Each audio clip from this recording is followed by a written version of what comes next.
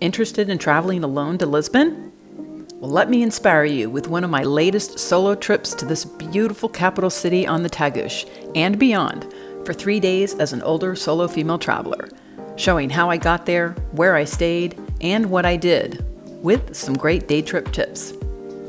If this will be your first time in Lisbon, make sure to stay to the end to watch all of my Lisbon videos, and see links to not only this Lisbon trip's resources, but also my ready-made Lisbon itineraries, ideal in getting the best of Lisbon quickly without having to make time to plan it. Subscribe to CORR Travel and follow along for fantastic itineraries, guides, tips, and more to inspire your travel.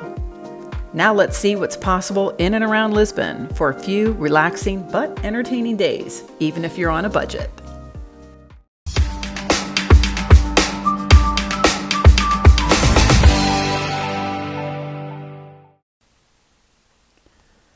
This particular Portugal solo adventure during the shoulder season started first with a few days in Porto and day trips outside the city.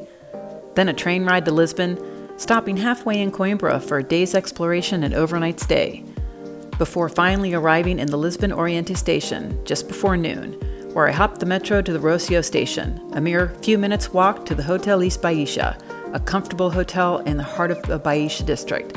I definitely recommend this hotel for a 3-day stay, even on a budget. Able to check in early, I was off to enjoy the sights on this first day. People are out dining outside. The weather is nice. It's supposed to be cloudy, but it's cleared up, so it should be a beautiful day in Lisbon.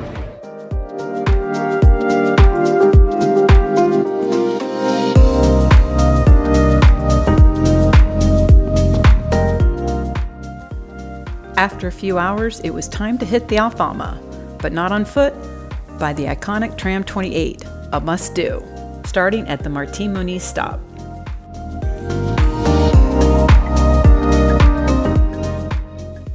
You can take the Tram 28 all the way to Campo Aurique, but I wanted to stay in the Aflama, so I got off at the Lagos das Porto do Sol stop for some refreshments and classic Aflama views.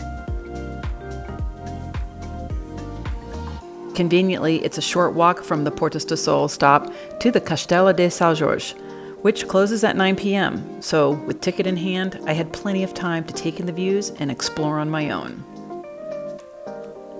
The castle is the top thing to do in Lisbon, in my humble opinion. So when you're visiting, especially during peak season, come ready with getting your ticket online in advance to avoid the lines. Then, follow up the castle with a night out in the Aflama.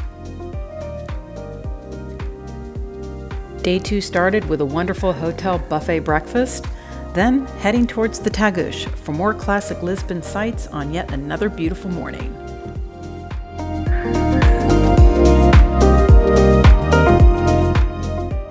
I wanted to see more of Portugal, so afterwards I decided to take a trip to Cascais.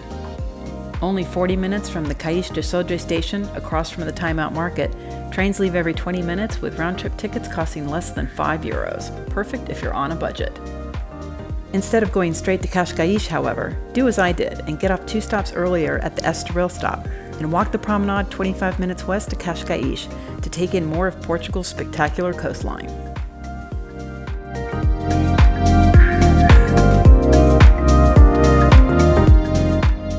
Instead of hanging at the beach, I wanted to explore Cascais, so I kept on my path west to see what this fishing town had to offer, and it didn't disappoint.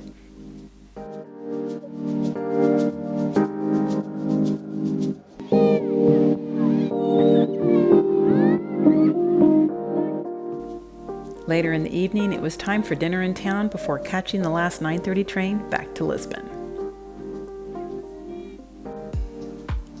My last day in Lisbon started the same, but this time getting out of Lisbon earlier for, yes, another self-guided day trip. This time to Sintra, a UNESCO cultural landscape and must-do from Lisbon. I caught the train late morning at the Rocio station for the same price as Cascais and arrived in Sintra 45 minutes later before noon. Sintra is easy to do self-guided, but if you don't want to, there's always the option to do a group day trip tour from Lisbon to Sintra and other locations.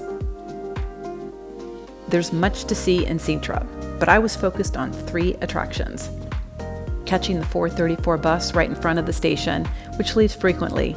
I paid less than €5 for a one-way ticket, instead of paying for the hop-on, hop-off bus ticket that covers the entire route, as I was going to start at the highest elevation and walk my way downhill throughout the day, saving me a little money, but a lot of time on waiting for the bus.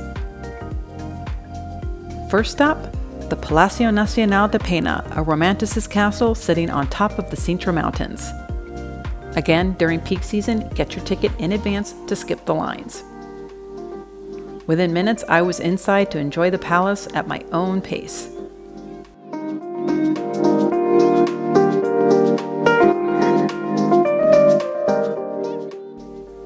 After the palace, it was an easy 350-meter stroll to the Castelo dos Moras, built in the 8th century and a symbol of the once Islamic presence in Portugal.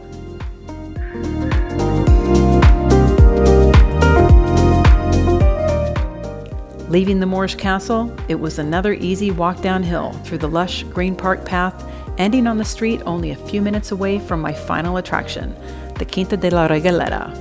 Highly popular, same ticket tips apply for this in peak season.